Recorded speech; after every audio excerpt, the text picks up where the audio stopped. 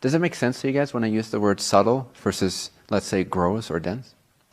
So let's say water is subtler than ice, and steam is subtler than water. Does that make sense? So it's almost like it's harder to grasp, it's harder to recognize, but also at the same time, it's more spacious, it's more malleable. Steam is more free, in a sense, than water. It's less limited, but it is subtler, meaning that it requires a different type of perception to catch it. And so, very much so with consciousness and everything spirituality related, there's different levels of subtlety to your realization. And over time, your consciousness, your attention just starts picking up on subtler and subtler and subtler states of mind and consciousness, and also information points inside of your experience as an individual. Meaning that you become more attuned to other people, what's going on for them.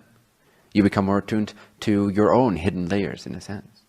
So those are all subtler. They require, in a sense, a more refined attention span. And this just happens naturally over time as you continue to relax your distracted mind and start noticing your indestructible, your indestructible, your unmovable mind or presence, consciousness. The more you become undisturbed by the passing perceptions, the more you start to see the perceptions that are underneath that, subtler than that. And when you remain undisturbed by those perceptions, let's say your spiritual experiences and awakenings, as soon as you don't even care about that anymore, you start seeing what's underneath that, what's underneath that, what's underneath that. So the more undisturbed you become, in a sense, this does not mean you cannot be playful and relational and authentic and free and spirited. It simply means that you're undisturbed at the core of your sense of who am I. And when you are undisturbed on that core sense of who am I, and things just pass through you, and you don't come to conclusions at the first sight of an appearance. Oh my God, what does this mean? What do I have to do with this? Shall I freak out? Shall I keep my calm? Instead, you just let it flow. You couldn't care less. Doesn't mean you don't care. In fact, this means you do care. You see? It's that paradox.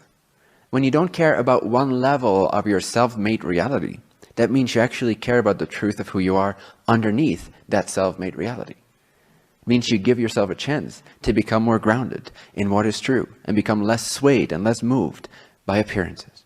Appearances are just appearances. They will continue to appear and disappear, appear and disappear, appear and disappear for eternity. That means your eternity, because you're consciousness, which is eternal. So get used to appearances coming and going. Get used to appearances coming and going. That includes your boyfriend and girlfriend.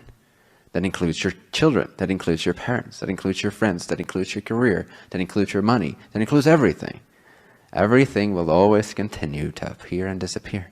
Get used to it, right? If you're not already used to it, then you haven't paid attention because it's been the case for 35 years or however old you are. It's been the case before that, but you don't remember. That's okay. But at least for now, you can see that. If you're still latching onto appearances, you've not learned a damn thing, which is great. Learn now. See that it doesn't serve you to be swayed by appearances all the time. It doesn't get you anywhere. It just gets you to where you already are. It gets you stuck. Same place, same frequency, same paradigm. Maybe miniature changes. But when it comes to that real sense of alive discovery, of being an adventurer, a cosmic adventurer in a sense, being an astronaut of consciousness, an ancient astronaut of consciousness, of the inner realms, which is everything, because everything is inner to consciousness, then you start changing with the changing, and or not being moved by the changes at the same time. Motionlessness and the ability to change with the changing are the same thing. But to be distracted by appearances, to be reactive towards appearances, is not going to do you any good. It's not going to get you anywhere new.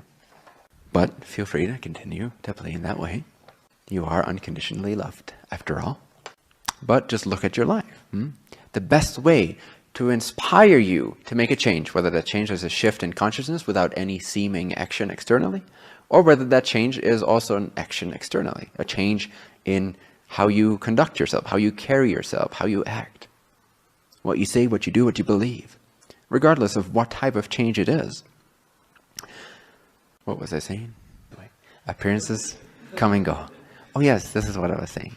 I was saying that look at your life so far and see that it hasn't served you. So the most appropriate in my experience, the most intimate and sort of focus on your own experience way to inspire change, to inspire transformation in yourself, which is not a bad thing. People often equate it with beating yourself up.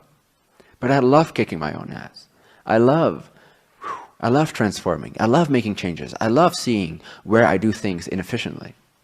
You got to develop a love for change. Because if you don't, you're going to end up with only self-realization to some extent. You can just peas everything away. Peas, man. Which is great. I mean, it's awesome. If you can do that, it's awesome.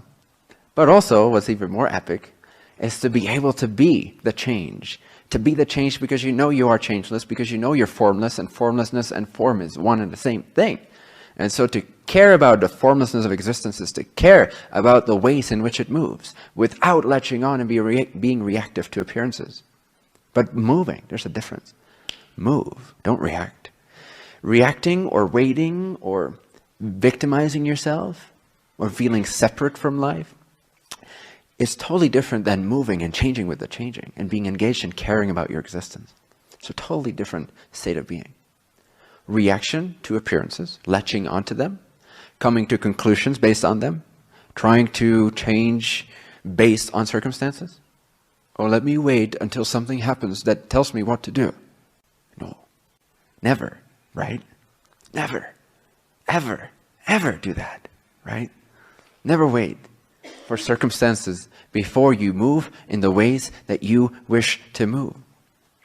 So again, to be reactive to appearances or to latch on, just to highlight the difference between that mode of behavior and moving with the moving, changing with the changing in an empowered, stable, yet dynamic way.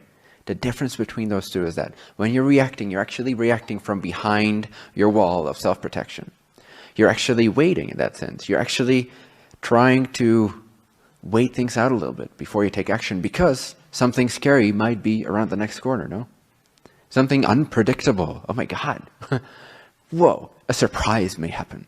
I may run into something I didn't see coming. Better not run at all. At least this way, I won't be running into anything I did not see coming.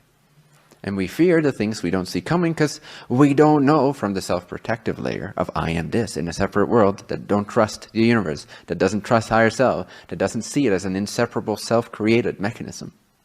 From that space of limitation and separation, we fear what we don't know. We fear what we can't predict. We fear what we can't control because control and manipulation has kept us safe, or so we thought.